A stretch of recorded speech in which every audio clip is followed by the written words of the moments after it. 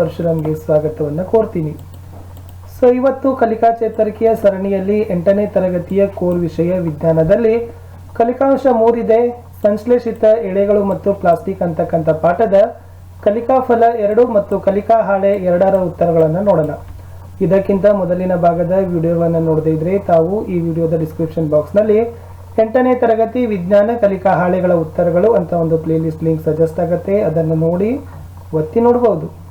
So first of all video start ಮಾಡೋಕ್ಕಿಂತ ಮುಂಚೆ ತಮ್ಮೆಲ್ಲರಿಗೂ ಕೂಡ ಖುಷಿಯಾಗಿರ್ತಕ್ಕಂಥ ವಿಚಾರ ಜೊತೆಗೆ ತಮ್ಮೆಲ್ಲರಿಗೂ ಕೂಡ ನಾವು ಥ್ಯಾಂಕ್ಸ್ ಹೇಳಲೇಬೇಕು. ಏಕೆಂದರೆ ನಮ್ಮ ಚಾನಲ್ 50,000 ಸಬ್ಸ್ಕ್ರೈಬ್ಗಳನ್ನು ರೀಚ್ ಆಯಿತು. ಸೊ ನಮ್ಮ ಮುಂದಿನ ಗುರಿ ಇರ್ತಕ್ಕಂಥದ್ದು 1 ಲಕ್ಷ ಸಬ್ಸ್ಕ್ರೈಬರ್ಗಳನ್ನು ಮಾಡ್ತಕ್ಕಂಥದ್ದು.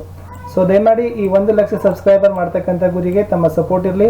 ವಿಡಿಯೋವನ್ನು ನೀವು ನೋಡಿದ ತಕ್ಷಣ ಬೇರೆಯವರಿಗೆ ಲೈಕ್ ಮಾಡಿ, ಸಬ್ಸ್ಕ್ರೈಬ್ ಮಾಡಿದ್ದಕ್ಕಾಗಿ ಮತ್ತೊಮ್ಮೆ ತಮ್ಮೆಲ್ಲರಿಗೂ ಕೂಡ ಕೃತಜ್ಞತೆಗಳನ್ನು ಹೇಳ್ತಾ, ಸೊ ಈ ದಿನ ವಿಡಿಯೋದಲ್ಲಿ ಕಲಿಕಾಂಶ 3 ಕಲಿಕಾ ಫಲ 2ರ ಕಲಿಕಾ ಹಾಳೆ 2ರ ಉತ್ತರಗಳನ್ನು ನೋಡುವ. ಚಟುವಟಿಕೆ 1, ನಿನ್ನ ಮನೆಯಲ್ಲಿ ಬಳಸ್ತಕ್ಕಂಥ ವಿವಿಧ ರೀತಿಯ ಬಟ್ಟೆಗಳ ಹೆಸರನ್ನು ಪಟ್ಟಿ ಮಾಡು, ನೀಡಿದ ಗುಣಲಕ್ಷಣಗಳನ್ನು ಪರೀಕ್ಷಿಸು ಅಂತ ಇದೆ. ನೋಡಿ, ಬಟ್ಟೆ ಹೆಸರು ಬರಿಬೇಕಾಗಿತ್ತು, ಸುಟ್ಟಾಗ ಅದು ಯಾವ ಸ್ಥಿತಿಗೆ ಬರ್ತದೆ, ಆಮೇಲೆ ಆ ಬಟ್ಟೆಯ ನೀರಿನ ಹೀರುವಿಕೆ ಹೇಗಿದೆ, ಆಮೇಲೆ ದಾರವನ್ನು ತುಂಡರಿಸಬೇಕಾದ್ರೆ ಅದು ಹೇಗಿದೆ ಅನ್ನೋದನ್ನ ಲಕ್ಷಣಗಳನ್ನು ಕೊಟ್ಟಿದ್ದಾರೆ. ಸೊ ಮೊದಲನೇದಾಗಿ ಹತ್ತಿ ಬಟ್ಟೆ ನೋಡೋದಾದ್ರೆ ಅದನ್ನು ಸುಟ್ಟಾಗ ಹಳದಿ ಜ್ವಾಲೆ ಬರ್ತದೆ ಮತ್ತು ಅಲ್ಲಿ ಬೂದಿನೂ ಕೂಡ ನಾವು ಕಾಣ್ತೀವಿ. ಸೊ ಈ ಹತ್ತಿ ಬಟ್ಟೆಯಲ್ಲಿ ನೀರಿನ ಹೀರುವಿಕೆ ಏನಾಗಿರ್ತದೆ, ಹೆಚ್ಚಿರ್ತದೆ ಮತ್ತು ದಾರವನ್ನು ನಾವು ಏನು ಮಾಡ್ಬೋದು, ಸುಲಭವಾಗಿ ಅದನ್ನು ತುಂಡರಿಸಬಹುದು. ಎರಡನೇ ಬಟ್ಟೆ ನೋಡೋದಾದ್ರೆ ರೇಷ್ಮೆ ನೂಲು. ಈ ರೇಷ್ಮೆ ನೂಲನ್ನು ಸುಟ್ಟಾಗ ನಿಧಾನವಾಗಿ ಉರಿತದೆ ಮತ್ತು ವಾಸನೆಗಳನ್ನು ಕೂಡ ನಾವು ಗ್ರಹಿಸಬಹುದು. ಇದರ ಒಂದು ನೀರಿನ ಹೀರುವಿಕೆ ಏನಾಗಿರ್ತದೆ, ಕಡಿಮೆ ಇರ್ತದೆ, ಬಟ್ ದಾರಕ್ಕೆ ತುಂಡರಿಸ್ತಕ್ಕಂಥದ್ದು ಕಠಿಣ ಆಗಿರ್ತದೆ ರೇಷ್ಮೆ ನೂಲಿನಲ್ಲಿ. ನೈಲಾನ್. ಸೊ ನೈಲಾನ್ ಮುಖ್ಯವಾಗಿ ಸುಟ್ಟಾಗ ಅದು ಕರಗ್ತದೆ, ವಾಸನೆಯೂ ಕೂಡ ಬರ್ತದೆ. ಈ ನೈಲಾನ್ನಲ್ಲಿ ನೀರಿನ ಹೀರುವಿಕೆ ಪ್ರಮಾಣ ಕಡಿಮೆ ಇರ್ತದೆ, ಇದರ ದಾರ ತುಂಬ ಕಠಿಣ ಇರ್ತದೆ, ತುಂಡರಿಸಲಿಕ್ಕೆ ಕಷ್ಟ ಆಗತ್ತೆ. ಮೂರನೇ ಬಟ್ಟೆ ಉಣ್ಣೆ ಬಟ್ಟೆ. ಇದು ಕೂಡ ನಾವು ಸುಟ್ಟಾಗ ನಿಧಾನವಾಗಿ ಉರಿತದೆ ಮತ್ತು ವಾಸನೆಯನ್ನು ಗ್ರಹಿಸ್ತೀವಿ. ಇದರಲ್ಲಿ ನೀರಿನ ಹೀರುವಿಕೆ ಪ್ರಮಾಣ ಹೆಚ್ಚಿರುತ್ತೆ, ಬಟ್ ದಾರವನ್ನು ಸುಲಭವಾಗಿ ತುಂಡರಿಸಬಹುದು. ಪ್ಲಾಸ್ಟಿಕ್ ಸುಟ್ಟಾಗ ಕರಗ್ತದೆ ಮತ್ತು ವಾಸನೆ ಬರ್ತದೆ, ಇದರಲ್ಲಿ ನೀರಿನ ಹೀರುವಿಕೆ ಇರೋದಿಲ್ಲ. ಸೊ ಇದನ್ನು ಸುಲಭವಾಗಿ ತುಂಡರಿಸಲಿಕ್ಕೇನೂ ಆಗೋದಿಲ್ಲ, ಕಠಿಣ ಇದೆ. ಮುಂದೆ ಬರ್ತಕ್ಕಂಥದ್ದು ರೇಯಾನ್ ಬಟ್ಟೆ.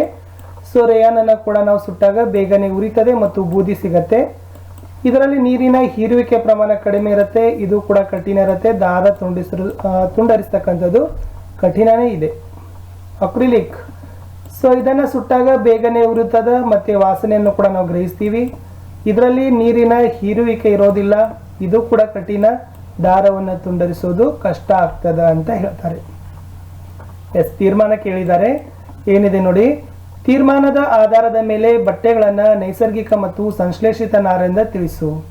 ಈ ಮೇಲಿನವುಗಳನ್ನು ನೋಡಿದಾಗ ಇದರಲ್ಲಿ ಯಾವುದು ನೈಸರ್ಗಿಕ ಇದ್ದಾವೆ, ಯಾವುದು ಸಂಶ್ಲೇಷಿತ ನಾರಿದ್ದಾವೆ ಅಂತ ತಾವೇನು ಮಾಡಬೇಕಿತ್ತು, ವರ್ಗೀಕರಣವನ್ನು ಮಾಡಬೇಕಿತ್ತು. ಉತ್ತರ ನೋಡೋದಾದ್ರೆ ಹತ್ತಿ ನೂಲಾಗಿರ್ಬೋದು, ಉಣ್ಣೆ ನೂಲು, ಇವೆಲ್ಲಗಳು ಕೂಡ ನೈಸರ್ಗಿಕ ನಾರಕ್ಕೆ ಉದಾಹರಣೆ. ಆದರೆ ರೇಷ್ಮೆ, ನೈಲಾನ್, ರೇಯಾನ್, ಅಕ್ರಿಲಿಕ್ ಇವೆಲ್ಲ ಏನಪ್ಪ ಅಂದರೆ ಸಂಶ್ಲೇಷಿತ ನಾರುಗಳಿಗೆ ಉದಾಹರಣೆಗಳಾಗ್ತವೆ. ಇದನ್ನು ಕೃತಕ ನಾರು ಅಂತಲೂ ಕೂಡ ಕರಿತೀವಿ. ಇದೇ ನೂಲು ಇರ್ತದಲ್ಲ, ಇದು ತುಂಬ ಕಠಿಣ ಇರ್ತವೆ, ಬಟ್ ನೈಸರ್ಗಿಕ ನಾರುಗಳ ನೂಲು ಏನಾಗಿರ್ತದಪ್ಪ ಅಂದ್ರೆ ಸುಲಭವಾಗಿ ಕತ್ತರಿಸಬಹುದು. ಅದರ ಆಧಾರದ ಮೇಲೂ ಕೂಡ ನಾವೇನು ಮಾಡ್ಬೋದು, ಇವುಗಳನ್ನು ಸಂಶ್ಲೇಷಿತ ನಾರು ಮತ್ತು ನೈಸರ್ಗಿಕ ನಾರು ಅಂತ ವರ್ಗೀಕರಣವನ್ನು ಮಾಡಬಹುದು. ಕ್ಲಿಯರ್ ಆಯಿತು ಅಂತ ಅನ್ಕೊಂಡಿದ್ದೀನಿ. ಚಟುವಟಿಕೆ 2ಕ್ಕೆ ಹೋಗುವ.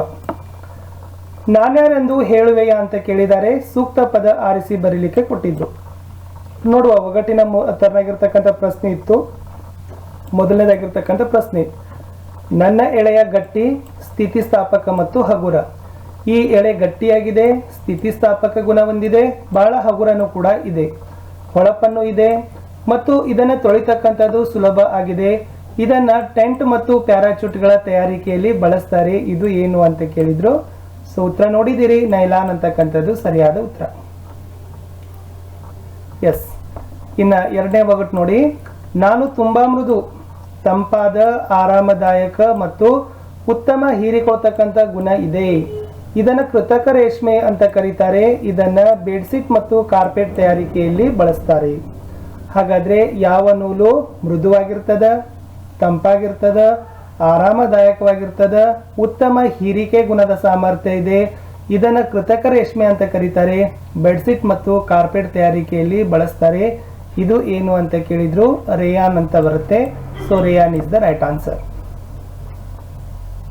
ಮುಂದಿನ ಪ್ರಶ್ನೆ, ಎಸ್, ಅತ್ಯುತ್ತಮ ಶಕ್ತಿ ಇದೆ, ಬಿಗಿತನೂ ಇದೆ, ಆಪ್ಟಿಕಲ್ ಸ್ಪಷ್ಟತೆಯನ್ನು ಹೊಂದಿರತಕ್ಕಂಥ ಪಾರದರ್ಶಕ ಪ್ಲಾಸ್ಟಿಕ್ ಆಗಿದೆ. ಇದನ್ನು ಮುಖ್ಯವಾಗಿ ಬಾಟ್ಲಿ, ಪಾತ್ರೆ, ಫಿಲ್ಮ್ಗಳು, ವೈರ್ಗಳ ತಯಾರಿಕೆಯಲ್ಲಿ ಬಳಸ್ತಾರೆ. ಇದು ಏನು ಅಂತ ಕೇಳಿದ್ದಾರೆ. ನೋಡಿ, ಅತ್ಯುತ್ತಮವಾಗಿ ಶಕ್ತಿ ಇದೆ, ಬಿಗಿತ ಇದೆ, ಆಪ್ಟಿಕಲ್ ಸ್ಪಷ್ಟತೆ ಹೊಂದಿರತಕ್ಕಂಥ ಪಾರದರ್ಶಕ ಪ್ಲಾಸ್ಟಿಕ್ ಆಗಿದೆ. ಬಾಟಲಿ, ಪಾತ್ರೆ, ಫಿಲಂ, ವೈರ್ಗಳ ತಯಾರಿಕೆಯಲ್ಲಿ ಇದನ್ನು ಬಳಸ್ತಾರೆ. ಇದನ್ನ ಅಕ್ರಿಲಿಕ್ ಅಂತ ಏನ್ ಮಾಡ್ತಾರೆ ವಿದ್ಯಾರ್ಥಿಗಳೇ ಕರೀತಾರೆ. ಅಕ್ರಿಲಿಕ್ ಅಂತಕ್ಕಂಥದ್ದು ರೈಟ್ ಆನ್ಸರ್ ಇತ್ತು. ಮುಂದೆ ನೋಡಿ, ನನ್ನನ್ನು ಮರುಚಕ್ರೀಕರಣಗೊಳಿಸಬಹುದು ಅಂದ್ರೆ ರೀಸೈಕಲ್ ಮಾಡಬಹುದು, ಮರುಬಳಕೆ ಮಾಡಬಹುದು, ರೀಯೂಸ್ ಅನ್ನ ಸಹಿತ ಮಾಡಬಹುದು, ಬಣ್ಣ ನೀಡಬಹುದು, ಬಣ್ಣವನ್ನ ಕೊಡಬಹುದು, ಕರಗಿಸಲೂಬಹುದು, ಹಾಳೆಗಳಾಗಿ ಸುತ್ತಲೂಬಹುದು. ಯಾವ ವಸ್ತು ಮರುಚಕ್ರೀಕರಣ ಮಾಡ್ತೀವಿ? ಮರುಬಳಕೆ ಮಾಡ್ತೀವಿ, ಬಣ್ಣ ಕೊಡ್ತೀವಿ, ಕರಗಿಸ್ತೀವಿ, ಹಾಳೆಗಳನ್ನಾಗಿ ಸುತ್ತಬಹುದು. ಇದನ್ನ ಏನಂತ ಕರೀತಾರೆ? ಸೊ ನೋಡಿ, ಮತ್ತೆ ಕೊಟ್ಟಿದ್ದಾರೆ ಏನಪ್ಪಾ ಅಂದ್ರೆ, ಇದನ್ನ ತಂತಿಯನ್ನಾಗಿ ಸಹಿತ ಮಾಡಬಹುದು. ನನ್ನ ಉಪಯೋಗ ಬಹಳ, ಆದರೆ ನನ್ನನ್ನು ಮಿತವಾಗಿ ಬಳಸಿ. ಈ ವಸ್ತುವಿನ ಉಪಯೋಗ ಬಹಳ ಇದೆ, ಆದ್ರೆ ಮಿತವಾಗಿ ಬಳಸಬೇಕು. ಎಸ್, ತಮಗೆ ಗೊತ್ತಾಗಿರ್ಬೋದು, plastic is the right answer. ಮುಂದಿನ ಪ್ರಶ್ನೆ, ಎಸ್, ಅಡುಗೆ ಮನೆಯಲ್ಲಿ ಕೆಲಸ ಮಾಡುವಾಗ ಎಂದು ಪಾಲಿಯೆಸ್ಟರ್ ಬಟ್ಟೆ ಧರಿಸಬಾರದು, ಏಕೆ ಅಂತ ಕ್ವಶನ್ ಕೇಳಿದ್ರು. ಇದು ಇಂಪಾರ್ಟೆಂಟ್ ಇದೆ.